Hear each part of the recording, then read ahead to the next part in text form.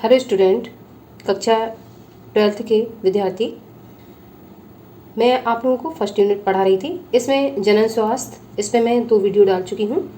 आज मैं नया टॉपिक परिवार नियोजन फैमिली प्लानिंग क्या है इस पर चर्चा करूँगी।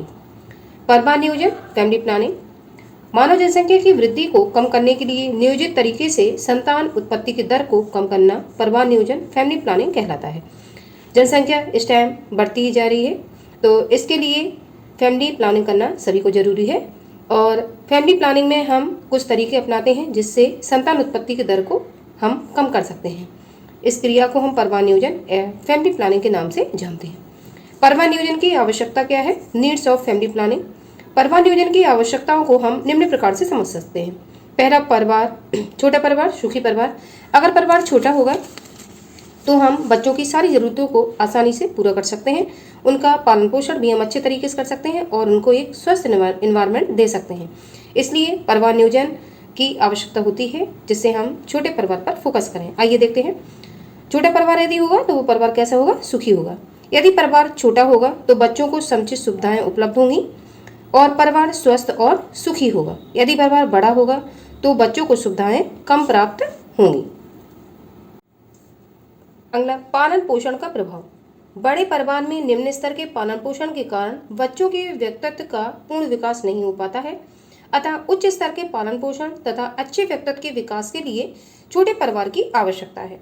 कहने का तात्पर्य यह हुआ कि अगर परिवार बड़ा है तो जो पालन पोषण माँ बाप बच्चों का करेंगे वो उच्च स्तर का नहीं होगा और बच्चों का जो व्यक्तित्व का विकास होगा, पर्सनालिटी डेवलपमेंट, वो भी अच्छे से नहीं हो पाएगा।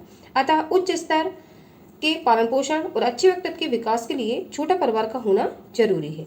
इस प्रकार व्यक्ति एक उत्कृष्ट नागरिक बनकर सामाजिक एवं राष्ट्रीय विकास में महत्वपूर्ण योगदान दे सकता है। अतः भारत सरकार ने इस योजना के क्रियान्वयन के लिए हम दो हमारे दो का नारा दिया है। तो हमने इसको अंडरलाइन करके इस पे सब लिखा है। ये देखो, जब एडवर्टाइजमेंट भी करवाई जाती है, होर्डिंग्स लगाई जाती हैं, तो ये नारा भी देखो पॉपुलर है, हम दो हमारे दो। तो इस तरीके से प्रत्येक परिवार को 2 बच्चों से अधिक नहीं करना चाहिए और जो जनसंख्या बढ़ती जा रही है उसको कंट्रोल करने में सरकार का सहयोग करना चाहिए। आगे इससे आने वाले जो बहुविकल्पी प्रश्न हैं वो भी मैंने नीचे नोट डाउन किए हैं। आइए देखते हैं।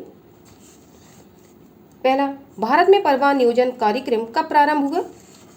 तो परिवार नियोजन जो कार्यक्रम है वो 1951 में प्रारंभ हुआ।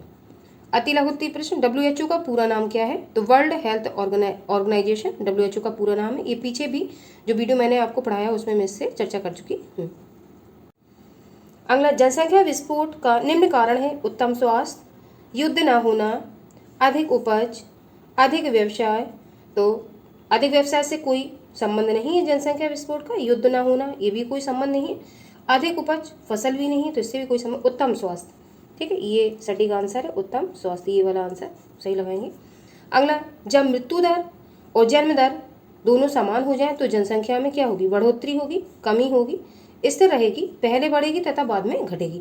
अगर जन्म दर और मृत्यु दर समान रहेंगी तो निश्चित बात है जनसंख्या स्थिर हो जाएगी, ना ही घटेगी और ना ही बढ़ेगी। अगला, जनसंख्या वृद्धि रोकने का एक उपाय है जन्म दर में वृद्धि, विवाह आयु में वृद्धि, शिक्षा का प्रसार, दोनों वी तथा सी। तो जनसंख्या वृद्धि को रोकने का उपाय जन्म दर में जो बच्चे पैदा हो रहे हैं उनको कंट्रोल किया जाए, 2 से अधिक बच्चे नहीं करें कोई भी। विवाह आयु में वृद्धि, बाल विवाह ना किया जाए, उनकी आयु कंप्लीट होने के बाद ही, जैसे कि सरकार ने 18 वर्ष लड़कियों की और 21 वर्ष लड़कों की रखी है, उसी के अंतराल में उनका विवाह किया जाए। तो और तीसरा है शिक्षा का प्रसार। तो जनसंख्या वृद्धि को रोकने का सबसे अच्छा जो साधन है, सटीक आंसर है, विवाह आयु में वृद्धि कर देना चाहिए। और अगर शिक्षित होंगे व्यक्ति तो निश्चित बात है परिवार को छोटा ही रखेंगे। तो बी तथा सी ये सटीक आंसर है। अगर जन्म दर में हम वृद्धि करेंगे तो निश्चित बात है जनसंख्या बढ़ेगी, तो ये तो गलत हो गया, ये दोनों सही आंसर है। तो बी तथा सी दोनों ही। लघुत्तरीय प्रश्न, परिवार नियोजन पर टिप्पणी लिखिए। तो फैमिली प्लानिंग मैंने आपको अभी बताया है। तो 2 नंबर में जब आप शब्द लिखेंगे तो 25 शब्द से आपको कम नहीं लिखना है, ठीक है। ये बोर्ड की कॉपी में जब आप नोट डाउन करेंगे तो पेपर में लिखा हुआ रहता है। तो परिवार नियोजन में जो मैंने आपको अभी समझाया उसमें से आप 25 शब्द से ज़्यादा छांट लेंगे थोड़े से और उसमें लिखने का प्रयास करेंगे। जनसंख्या विस्फोट किसे कहते हैं? इसके क्या परिणाम हो रहे हैं? तो जनसंख्या विस्फोट क्या है, इसके क्या परिणाम हो रहे हैं, ये 3 नंबर प्रश्न पूछा गया था और पिछले वीडियो में इस पर चर्चा आप लोगों के साथ कर चुकी हूँ। अगला RCH कार्यक्रम क्या है, इसके प्रमुख उद्देश्य बताइए। तो RCH प्रोग्राम मैं पिछले वीडियो में आपको पढ़ा चुकी हूँ, वहाँ से देख के आप लोग इसको लिखेंगे। अगला स्कूली बच्चों को यौन शिक्षा से परिचित कराने के कोई 5 कारण दीजिए। 3 नंबर में प्रश्न पूछा गया था। तो स्कूली बच्चों को यौन शिक्षा से परिचित कराने के लिए आपके सिलेबस में देखो ये लेसन लगा हुआ है और टीचर्स आपको पढ़ाते हैं। तो वो 5 कारण देने हैं कि अगर स्कूल में ये यौन शिक्षा से रिलेटेड लेसन लगा हुआ है तो क्या फायदे हैं। पहला, स्कूली बच्चों को यौन शिक्षा से परिचित कराने के कारण निम्नलिखित हैं। पहला, विद्यालय यौन संबंधी सही ज्ञान देने के लिए युवा वर्ग को उचित यौन शिक्षा के लिए प्रोत्साहित करते हैं। तो विद्यालय ये एक ऐसा सशक्त माध्यम है जिसके माध्यम से वो युवा वर्ग को यौन शिक्षा से संबंधित शिक्षा देकर उनको प्रोत्साहित वो कर सकता है। अगला, इसके अंतर्गत छात्रों को जननांगों, सहायक जननांगों, गौण लैंगिक लक्षणों से परिचित किया जा सकता है। तो छात्रों को जननांग कौन से हैं, सहायक जननांग कौन से हैं और गौण लैंगिक लक्षण कौन से हैं, ये भी लेसन में लगा हुआ है आपका। आगे आप जो लेसन पढ़ेंगे उसमें ये मैं पढ़ाऊंगी आप लोगों को।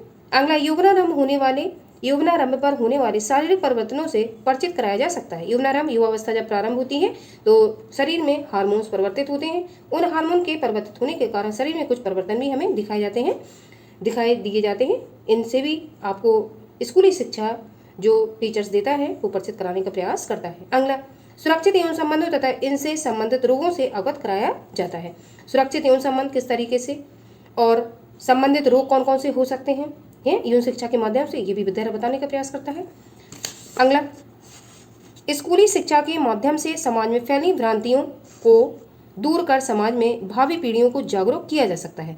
तो स्कूली शिक्षा के माध्यम से समाज में जो भ्रांतियां फैली हुई हैं, ठीक है, उनको भी, और जो भावी पीढ़ी के बच्चे हैं, भावी मतलब भविष्य की जो पीढ़ियां हैं, उनको भी जागरूक किया जा सकता है। इसलिए आपके सिलेबस में ये लेसन लगाए गए हैं कि विद्यालय में जो टीचर है या विद्यालय के जो भी आपके स्टाफगण हैं वो सब अगर सिलेबस के माध्यम से आपको इन सब चीज़ों के बारे में परिचित कराएं तो आप लोग इजीली उस चीज़ को समझ सकते हैं।